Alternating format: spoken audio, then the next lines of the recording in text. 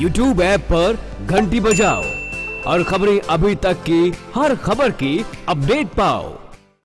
सबसे बड़ी हलचल होने वाली है चंडीगढ़ में ही, क्योंकि चंडीगढ़ में ही आज विधानसभा के पटल पर बजट रखा जाएगा। कैप्टन अभिमन्यु अपने पिटारे से बजट में बहुत सी घोषणाएं कर सकते हैं।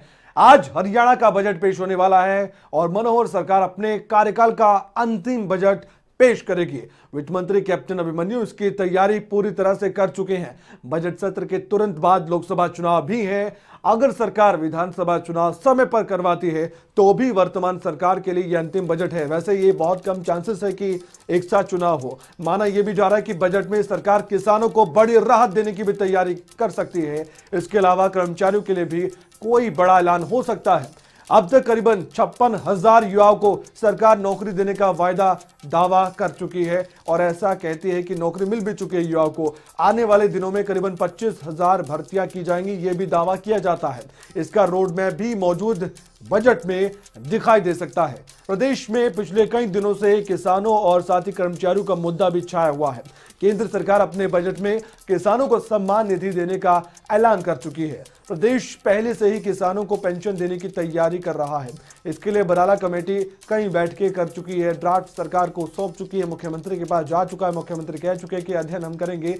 बजट में मुश्किल ही लगता है कि इस पर कोई विचार या फिर ऐलान हो सकता है, क्योंकि बाद में जरूर कोई घोषणा हो सकती है। राज्यपाल के अभिभाषण के बाद जो है चर्चा के दौरान मुख्यमंत्री मनोहर लाल भी संकेत ये दे चुके हैं कि किसानों के हित में प्रदेश की सरकार कई योजनाएं लागू करेगी। बजट में सरकार हर वर्ग को अपने स्तर पर राहत देने का भी काम करने वाली है। इस बजट में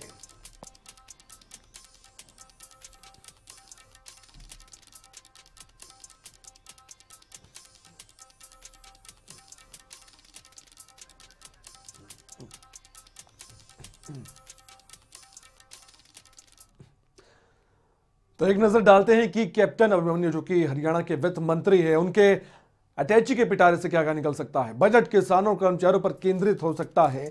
इसके अलावा युवाओं और महिलाओं का भी विशेष ध्यान इस बजट में रखा जाएगा और साथ ही बजट पूरी तरह से चुनावी हो सकता है। चुनाव नजदीक है, लोकसभा के भी और उसके बाद विधानसभा के।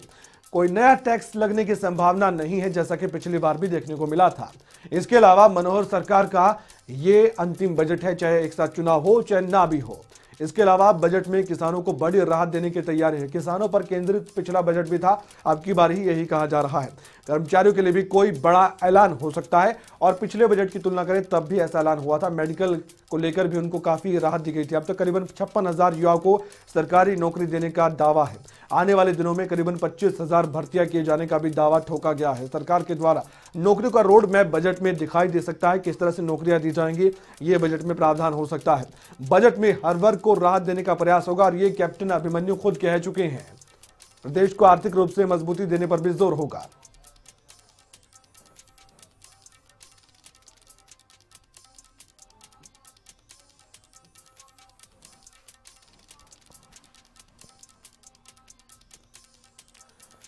तो हम आपको बता रहे हैं कि क्या क्या बजट में हो सकता है। वैसे तो उम्मीद सभी वर्ग के लोग लगाए बैठे हैं। कैप्टन अभिमन्यु कुछ भी नहीं कह रहे थे बजट पर, क्योंकि कोई भी वित्त मंत्री कहता भी नहीं है, चुप्पी साधे हुए थे। लेकिन संकेत जरूर दिए थे कि हमारा स्लोगन है और बीजेपी हमेशा एक नारा लेकर चलती है कि सबका साथ और सबका विकास, और इसी तर्ज पर यह बजट भी होने वाला है। यानी कि हर वर्ग का ध्यान रखा जाएगा, चाहे वो युवा हो, महिला हो, बुजुर्ग हो या किसी भी जाति या किसी धर्म से आते हो, सबका एक तरह से ध्यान रखा जाएगा, सबको एक नजर से देखा जाएगा इस बजट के द्वारा। ये कैप्टन अभिमन्यु ने कहा था और क्यों ना कैप्टन अभिमन्यु ये कहे भी, क्योंकि सबसे बड़ी बात है कि कैप्टन अभिमन्यु पर बहुत बड़ा जिम्मा है कि वो इस बजट के द्वारा वोटों को भी बटोरने का काम करे। और कोई भी अगर पार्टी है जिसका भी अंतिम बजट होता है, वो कोशिश यही करती है कि सब कुछ एक बजट में किया जाए ताकि कोई भी शिकायत एक वोटर की या एक नागरिक की ना हो जो उस राज्य से संबंधित होता है।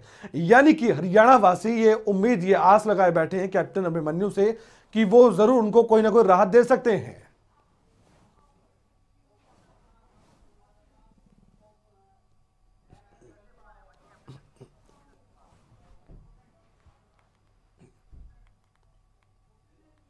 ओपी शर्मा हमारे संवाददाता कैप्टन अभिमन्यु जो कि हरियाणा के वित्त मंत्री हैं, उनके आवास के बाहर ही खड़े हैं।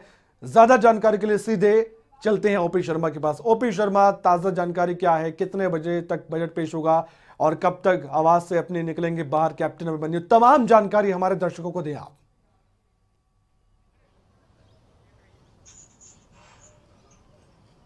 देखिए कमल, इस वक्त हम सेक्टर 4 के चंडीगढ़ के सेक्टर 4 में वित्त मंत्री कैप्टन अभिमन्यु कोठी के बाहर खड़े हैं। यहाँ से करीबन वित्त मंत्री 10:30 और 11:45 के बीच में यहाँ से निकलेंगे और यहाँ से सीधे वो विधानसभा पहुँचेंगे, जहाँ करीबन जो 11 बजे हैं वो वहाँ से पहुँचने के बाद जैसे ही वो 11 बजे सदन में पहुँचेंगे तो सबसे पहले वहाँ पर क्वेश्चन आवर होगा और 1 घंटे क्वेश्चन आवर के बाद 12 बजे या 12:15 के आसपास जो है अपना बजट पेश होगा। जो हरियाणा सरकार के कार्यकाल का आखिरी बजट है वो पेश होगा। अब देखने वाली बात होती है कि बजट में क्या कुछ होगा। जाहिर सी बात, एक चुनावी बजट है तो पिछले केंद्रीय आम बजट में जो एक चुनावी जो छटा देखने को मिली थी वो वही छटा इस बजट में भी देखने को मिलेगी क्योंकि इसी साल विधानसभा चुनाव भी होने और इसी साल लोकसभा चुनाव भी होने हैं। जी कमल। और इसके अलावा ओपी, हम ये भी आपसे जानना चाहेंगे क्योंकि आप लगातार नज़र बनाए हुए हैं और कहीं ना कहीं आपको ये लगता भी है कि चुनावी बजट है, क्योंकि हम भी यही कहते हैं, कौन कौन से जो मुद्दे हैं वो ऐड ऑन होंगे इस बजट में, कौन कौन सी बातें हैं जो हर वर्ग के लोगों को फायदा दे सकती है, उस पर भी आप बात कीजिए।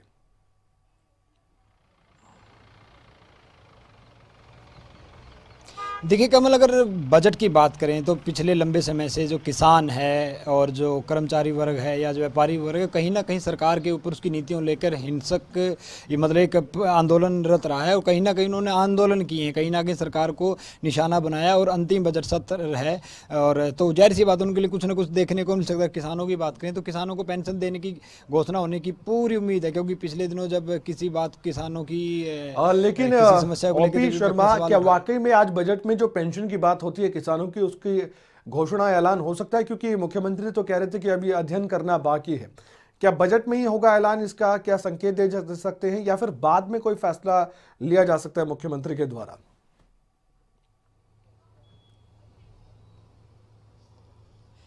देखिए कमल, अगर किसानों को पेंशन देने की बात है तो इसकी एक पूरी उम्मीद की जा रही है कि आज ही जो है वो बजट में इसकी घोषणा हो जाए, क्योंकि इसके बाद कभी भी लोकसभा के चुनाव के लिए आचार संहिता लग जाती है। ऐसे में सरकार के लिए इसको जो है लागू कर पाना काफ़ी मुश्किल लगा, तो इसमें उम्मीद की जा सकती है। और पिछले दिनों कृषि मंत्री ने बजट सत्र के दौरान विपक्ष के नेता पूर्व मुख्यमंत्री भूपेंद्र सिंह हुड्डा के सवाल पर यह कहा था कि आप थोड़ा बजट सत्र तक का इंतजार करिए, हम किसानों के लिए बहुत कुछ कर रहे हैं, उसमें भी आपको पता लगेगा। इसके अलावा किसानों के साथ साथ जो ट्यूबवेल कनेक्शन है, इस तरह की जो बाकी उनकी मांग है उनको जो है इस बजट में रखा जाएगा। इसके लिए अगर कर्मचारी वर्ग की बात करें तो कर्मचारियों को कहीं ना कहीं एक HRA हाउस रेंट जो अलाउंस एक लंबे समय से बढ़ाने की मांग चल रही है, तो उसको लेकर भी जो है घोषणा हो सकती है। इसके साथ ही जो कर्मचारी वर्ग है वो अपनी रिटायरमेंट की एज 58 साल से बढ़ाकर 60 साल करने की मांग कर रहा है। तो जाहिर सी बात है, चुनावी बजट है और लोकतंत्र का तकाजा भी है कि जिस पार्टी को भी जनता के जो है सिलसिलेवार तरीके से बात करें, दर्शकों को बता रहे हैं कि क्या क्या बजट में हो सकता है, क्योंकि इंपॉर्टेंट है, बहुत महत्वपूर्ण है दर्शकों को बताना।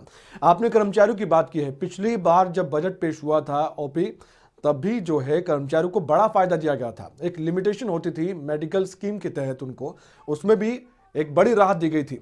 कर्मचारियों की आपने बात की है, क्या क्या और बातें हैं वो भी आप बताएं कि कर्मचारी जो आस लगाए बैठे हैं उनके अनुरूप ही उनको बजट में कुछ ना कुछ मिल सकता है, और बताइए आप। देखिए कमल, अगर कर्मचारियों की बात करें तो कुछ चंद मुद्दे। सबसे पहला मुद्दा है कि कच्चे कर्मचारियों को पक्का किया जाए, पंजाब के समान जो है उनको वेतन दिया जाए, उनके HRA में बढ़ाया जाए और उनकी जो रिटायरमेंट की एज है उसको बढ़ाया जाए। तो कहीं ना कहीं इसके ऊपर आज एक जो है एक उम्मीद की जा सकती है, एक मोहर लग सकती है।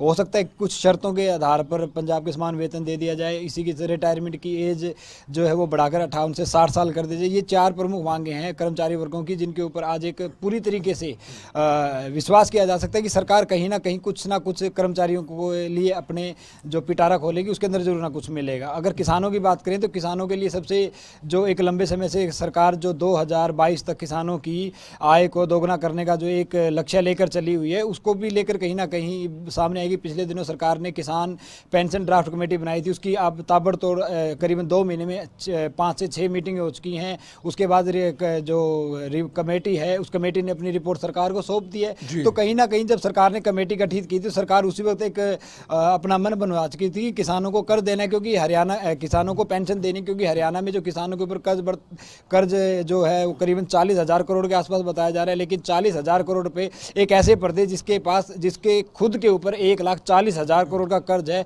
वो शायद 40,000 करोड़ का किसान कर्ज माफी ना कर सके, लेकिन कहीं ना कहीं वो किसानों को नाराज, सीधे तौर पर नाराज भी नहीं कर सकते। तो ऐसे में जो पेंशन स्कीम है, किसान पेंशन स्कीम है, वो कहीं ना कहीं शुरू होने की एक बड़ी उम्मीद की जा रही है। चुनावी वर्ष है, जरूर होगा। इसके अलावा ट्यूबवेल्स के जो सरकार ने पिछले दिनों 30 नवंबर तक जितने भी ट्यूबवेल के कनेक्शन पेंडिंग थे वो किसानों को दे दिए हैं। तो इसी तरह की कुछ और किसान हितैषी घोषणाएं सामने आ सकती हैं। किसानों को हो सकता है कि ग्रामीण जो खेती एग्रीकल्चर इलेक्ट्रिसिटी है उसमें कुछ रिलैक्सेशन दे दी जाए। हो सकता है कुछ सब्सिडी वगैरह और सीड्स वगैरह ट्यूबवेल लगाने पे सब्सिडी वगैरह बढ़ा दी जाए, ये कुछ मांगे। अगर व्यापारी वर्ग की बात करें तो व्यापारी वर्ग जब से देश में जीएसटी लागू हुआ है तो कहीं ना कहीं व्यापारी वर्ग जो है अपने आप को सरकार का शिकार बता रहा है कि उनका जो है जीएसटी का नुकसान हो गया है। तो उसको लेकर सरकार कुछ स्कीम्स जो है, कुछ पॉलिसियां भी लेके आ जाएंगे। पिछले दिनों इंडस्ट्री पॉलिसी, फार्मा पॉलिसी, इन पॉलिसीज़ को कैबिनेट ने जो है मंजूरी दी थी। आज इन्हें विधिवत रूप से पेश करके व्यापारी वर्गों को कुछ राहत दी जा सकती है। जी कमल। और इसके अलावा ओपी वैसे ट्रेडिशन रहा है, कहीं ना कहीं ये परंपरा रही है कि हर बार बजट तो बढ़ता ही है। पिछली बार भी जो है बजट लगभग 10 से 14% के करीब बढ़ा था। अब की बार क्या लगता है कि कितना बजट बढ़ सकता है? 1,15,000 करोड़ पिछली बार था बजट।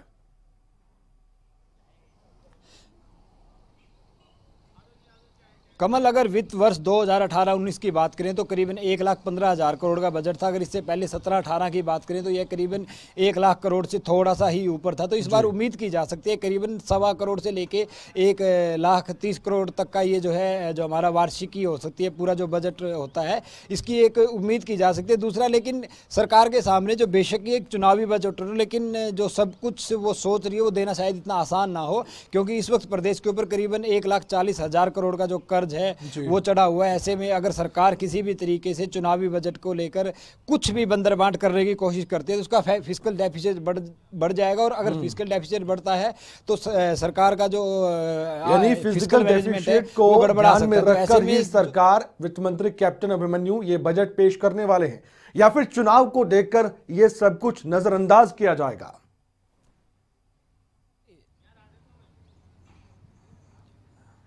देखिए कमल, अगर सरकार फिस्कल डेफिशिएट को नज़रअंदाज करती है तो वर्ष 2019 और 20 का जो फिस्कल डेफिशिएट एस्टिमेटेड किया जाएगा वो बढ़ा के किया जाएगा। वर्तमान में करीबन 2.5% जो फिस्कल डेफिशिएट चल रहा है, जो with in the 5% of GDP Haryana, मतलब हरियाणा की जीडीपी के 5% के दरमियाई है। तो ऐसे में फिलहाल तो कोई घबराने वाली बात नहीं, लेकिन अगर सरकार चुनाव को देखते हुए अपना बजट का पिटारा खोलती है और अगर ये फिस्कल डेफिशिएट 4 या 5 के ऊपर चला जाता तो इसका जो खामियाजा है प्रदेश की जनता को अगले आप बताइए दर्शकों को, ओपी तमाम जो जानकारियां हैं वो दीजिए, क्योंकि आपने जानकारियां जुटाई हैं।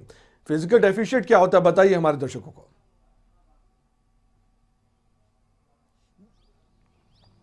देखिए कमल, फिस्कल डेफिशिएट एक सिंपल सी बात है कि सरकार की इनकम और सरकार के एक्सपेंडिचर का जो डिफरेंस होता है, अगर वो माइनस में जाता है तो वो फिस्कल डेफिशिएट है, अगर वो प्लस में जाता है तो फिस्कल रेवेन्यू है। और इसको बोलते हैं घाटे की वित्त व्यवस्था। अगर ऐसे में सरकार जब फिस्कल डेफिशिएट 5% से ऊपर बढ़ जाता है तो बहुत सारी दिक्कतें हो जाती हैं। इसका मैनेजमेंट करना मुश्किल नहीं होता। कहीं ना कहीं सरकार को अपने खर्चों में कटौती करनी पड़ती है, और अगर खर्चों में कटौती हो तो कहीं ना कहीं डेवलपमेंट, HRA, कर्मचारी, किसान, व्यापारी, हर वर्ग के ऊपर कहीं ना कहीं इसकी मार पड़ती है। तो ऐसे में सरकार भले ही चुनाव बजट को देखे, लेकिन कहीं ना कहीं वित्त मंत्री जो खुद हार्वर्ड से पड़े हुए हैं तो ऐसा तो वो नहीं करेंगे कि फिस्कल डेफिसिट को पूरी तरीके से नजरअंदाज कर दिया जाए। जी ओपी, इसके अलावा एक ये भी आप बताइए कि जिस तरह से सभी वर्गों का ध्यान रखने की बातें कही जाती हैं, क्या लगता है बजट पेश करने के से पहले, क्योंकि चुनाव नजदीक है, जाहिर तौर पर सभी वित्त मंत्री करते ही हैं, चाहे कोई भी राज्य की सरकारें हो चाहे केंद्र की सरकार, जब बजट पेश करती है अपनी उपलब्धियों को बखान करते नजर आएंगे सबसे पहले कैप्टन अभिमन्यु जब बजट पेश करेंगे उससे पहले?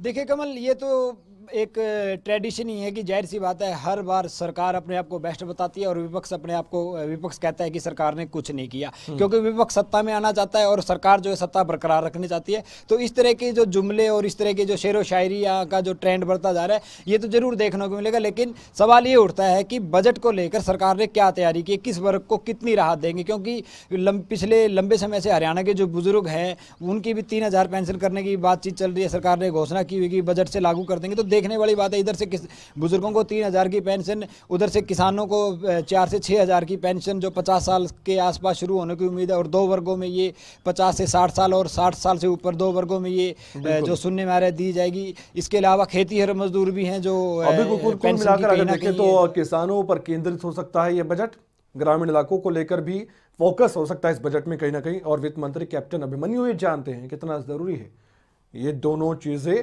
और ग्रामीण इलाकों में खासकर जो गांव के लोग हैं वो भी बहुत आस लगाए बैठे हैं। बहुत बहुत शुक्रिया, आपने शेर व शायरी की बात की है। तो पिछली बार भी ऐसा देखा गया था कि जो वित्त मंत्री कैप्टन अभिमन्यु है उन्होंने शायरी से शुरुआत भी की थी और शायरी से खत्म किया था जब वो बजट पेश कर रहे थे।